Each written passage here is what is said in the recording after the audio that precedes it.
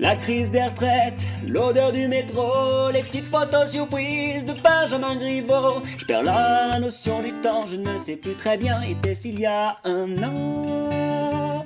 Où était-ce ce matin?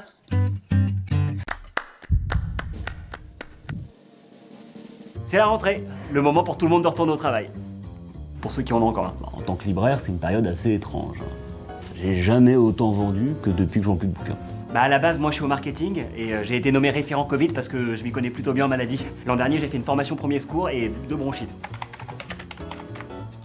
Mais Alors déjà, je comprends pas comment le virus fait pour arriver plus vite que des trucs que j'ai commandés sur des sites chinois. Je suis le chef du service informatique et en ce moment, mon travail, c'est de faire en sorte que les gens ils continuent à ne pas venir au travail. Donc voilà, je me suis organisé un petit espace de travail, j'ai mon ordinateur, mon téléphone fixe, puis je me suis acheté de la bouffe dégueulasse pour me rappeler la cantine. Regardez-moi ces grands espaces vides et abandonnés. On dirait la Lozère, avec la fibre. Quand j'ai vu que Carrefour restait ouvert en fermant le rayon livre, je me suis dit que j'avais pas de raison de fermer si j'ouvrais un rayon fruits et légumes. Dans la vie, il faut savoir s'adapter. Tout le reste, c'est de la littérature. Ici, c'est l'espace machine à café et pour pas être dépaysé, à chaque fois que je me sers une tasse, je jette 50 centimes par la fenêtre.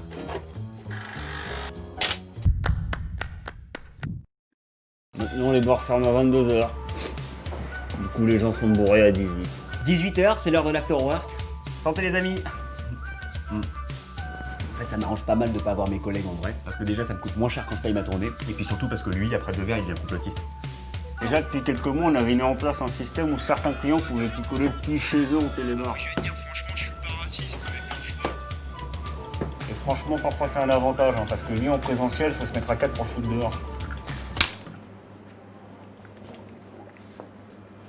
Cette année, je devais faire un Erasmus avec des potes à Barcelone. À la place, je le fais avec ma mère à Drancy. On a beaucoup appris du premier confinement. Après, on avait un petit peu de mal à s'organiser au début, par exemple avec le télétravail. Oui, mais là, ça va être plus simple, c'est que t'as plus de taf. Je t'avais dit qu'il fallait pas travailler dans l'événementiel. Il y a bien des potes qui organisent une soirée clandestine, pas loin, mais bon, 135 € d'amende. Ça fait chier de payer le prix d'un Paris-Barcelone pour aller au bout de la rue, quoi. Ça fait plus d'un mois que je n'ai pas pris de bain, je suis tellement sale, j'ai peur d'être le foyer du Covid-20. Je ne fais absolument rien de mes journées, mais ça ne change pas vraiment de mon job de chef de projet.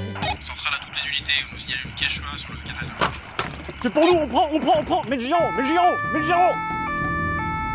Allez, c'est parti là. Bon, là on va faire une interpellation, donc tu filmes pas mon visage ni celui de mes collègues. Puis tu filmes pas la rue pour pas qu'on sache où je bosse. Ouais, filme pas du tout, ce sera plus simple.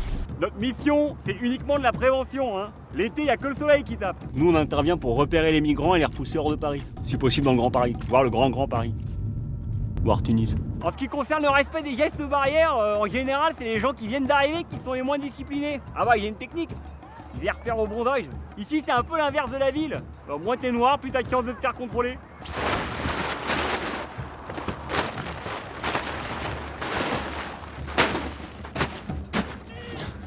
Par contre, faut pas rester là, monsieur. Hein. Hop, excusez-moi. Vous faites quoi dehors, là? Vous avez une attestation? Alors, la loi de sécurité globale permet de protéger l'identité des policiers, mais pas de les filmer. S'ils sont floutés, ou de dos, ou méconnaissables, s'il n'y a pas les signes distinctifs qui a leur propre identification. Enfin, bref, c'est un peu flou, quoi. Ah, bah voilà. Ça, c'est bien protégé. Bravo, monsieur.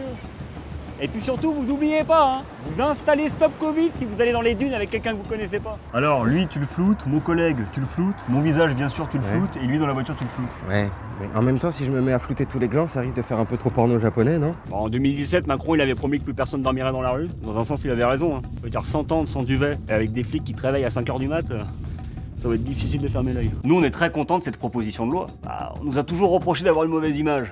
Là, on pourra plus le faire, parce qu'on n'aura plus d'image du tout. Les restos hors de prix, les repas de famille, tout ce que je détestais et qui me manque aujourd'hui. C'est fou comme sur ces sujets, j'ai changé d'avis aussi vite qu'un ministre. Sur le port du masque en période de pandémie. Ma technique, en fait, dans les transports en commun, c'est que je m'accroche pas au bar. Comme ça, je chope pas le virus. Ça ne m'étonnerait pas que le virus vienne d'un laboratoire chinois, suivi d'une stratégie de tourisme de masse pour contaminer toute la planète. Hein. C'est plus simple comme ça quand même. Ça glisse un peu, hein. Ou plus probable que ce soit les antennes 5G qui, par radiation et vibrations électromagnétiques, aient créé le virus.